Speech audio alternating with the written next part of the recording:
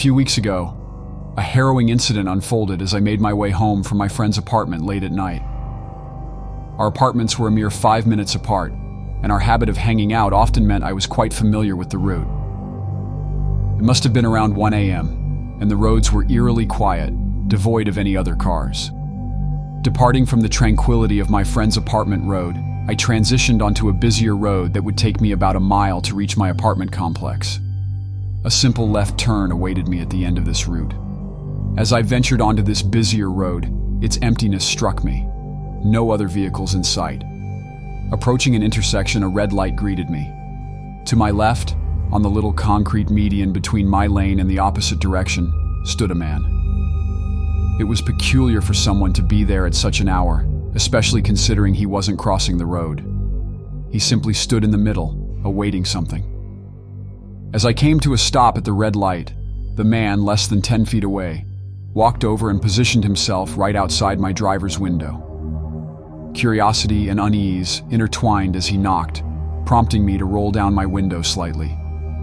The man, with an air of sketchiness, asked for a ride. Instantly, I declined. Rather than relenting, he moved swiftly to the rear passenger side door, which, unbeknownst to me, was still unlocked. The next moment blurred into a chaotic sequence. He opened the door, entered the back seat, and before I could react, seized me from behind. Panic surged through me as he grabbed my right arm and pulled me backward. In that moment of terror, self-defense took a back seat to my instinct to escape. After a brief struggle, I managed to break free. Throwing open my driver's door, I hastily abandoned the vehicle, jumping out and sprinting away. Without looking back, I raced back to my friend's apartment, my refuge. Meanwhile, the mysterious intruder remained in my car. I didn't observe his subsequent actions, whether he drove away or lingered. Safe within my friend's apartment, I reached for my phone, grateful that it had remained in my pocket. Dialing the police, I recounted the chilling episode to an officer who promptly arrived at my friend's apartment. Details were documented, a police report filed, and my car reported as stolen. Graciously, my friend provided me with a ride home, sparing me the need to venture out the next day. Astonishingly, the following night saw my car discovered abandoned in a Walmart parking lot just 10 minutes away. The relief of recovering my car was tinged with the sight of its slightly disheveled interior. While the incident could have spiraled into something far worse, I remained unharmed. As I reflect on the incident, the gratitude for escaping the clutches of a potential threat washes over me. Whether his intent was to harm, rob, or seize my car remains a mystery, and I can't help but wonder if he was ever apprehended. Looking back, I am just thankful that I managed to evade him, recognizing that his motives extended beyond a mere desire for a ride.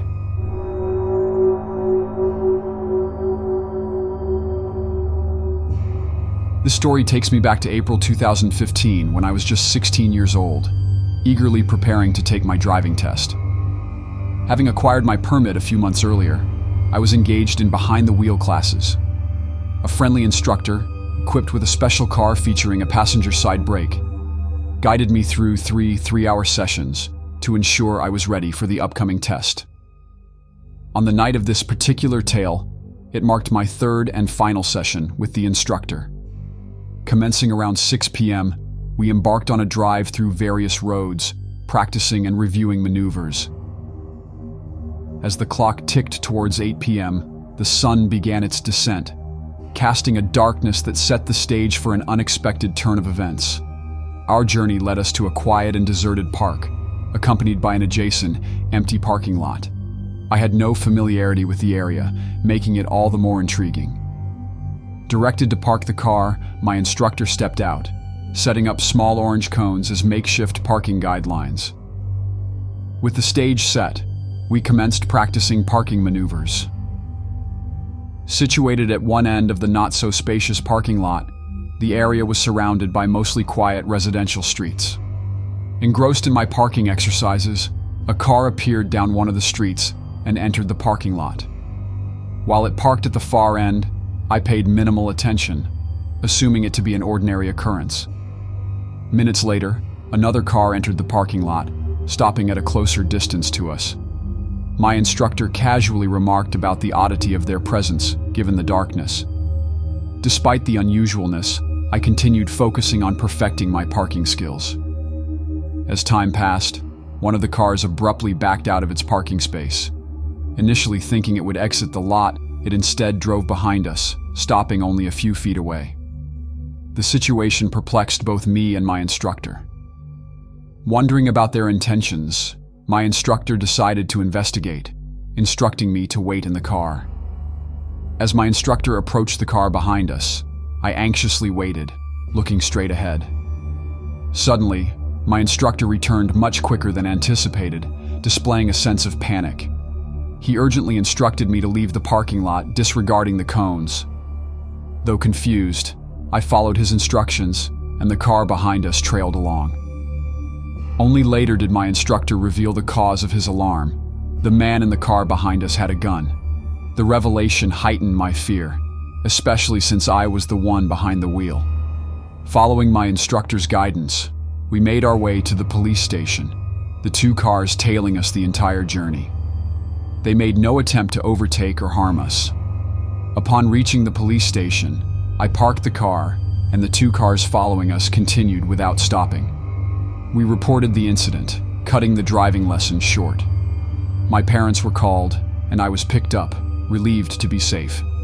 Despite the unsettling experience, I managed to pass my driving test on the first attempt. However, the memory of that encounter remains etched in my mind.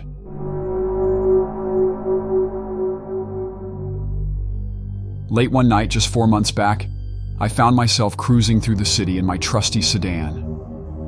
My job involved delivering goods to a handful of family-owned stores scattered around town. It was a typical night, and after wrapping up the last delivery, I headed toward the warehouse, a good 30 minutes away. The clock had just struck 11 p.m. and the city was quiet with only me on the road. Or so I thought. After a few minutes of driving, I noticed a car trailing me at an intersection. It was an odd occurrence, considering I was in a slow-moving car, and most drivers would usually overtake, but not this one. As I continued down the road, the headlights of the mysterious car became increasingly brighter, almost blinding in my rearview mirror. They were tailgating me so closely that their lights were practically blocked by the back of my car. This bizarre behavior started to make me uneasy. Despite an open lane beside us, they stubbornly stuck to tailgating instead of overtaking. Now, nervousness began to creep in. I decided to slow down as I approached a stop sign, intending to turn and put some distance between us. However, just as I came to a stop, the unthinkable happened. A gentle bump from behind. The impact wasn't severe, but it was enough to jolt my entire car forward. Instinctively, I put the vehicle in park and prepared to inspect the damage. Before I could step out, a man wearing a somewhat unsettling smile appeared at my window, motioning for me to join him. I cautiously opened the door only to notice two more guys lingering at the back of my car, eyeing me with an unsettling intensity. The man at the window started offering explanations as we walked toward the rear, but it soon became apparent that he was severely intoxicated. His words were slurred, and he seemed nonchalant about the accident. The other two guys appeared just as inebriated, but it was hard to confirm. Surveying the damage, it was clear both vehicles were worse off than initially thought. I requested the man's insurance information, went to fetch mine, but to my surprise, none of them had budged. A second request for insurance details was met with silent stares. In that eerie moment, I felt their collective gaze piercing through me, and that's when my heart started to race. Without a word, I turned to retreat to my car, but their footsteps echoed ominously behind me. Before I could reach the safety of my vehicle, one of them seized me, slamming me against the side of the car. The assailant began issuing threats, while the others busied themselves, pillaging whatever they could from their car. For what felt like an eternity, I endured the pressure of my head against the cold metal, anticipating the worst. Abruptly, they shoved me away and directed me toward their car. Panic set in. and I knew that if I succumbed to being thrown into that car, my fate might become something out of a nightmare. Summoning every ounce of strength, I resisted their attempts, making it as challenging as possible for them to force me inside. A fierce struggle ensued, lasting about 20 seconds, during which I fought back vehemently. Eventually, they flung me aside, piled into their car, and sped away into the night. I hastily rose to my feet, adrenaline coursing through my veins, and reached for my phone in the center console. With trembling hands, I dialed the police. However, even after the incident, the attackers remained unidentified. It left me grappling with the uncertainty of whether it was a one-off drunk assault or part of a more sinister pattern.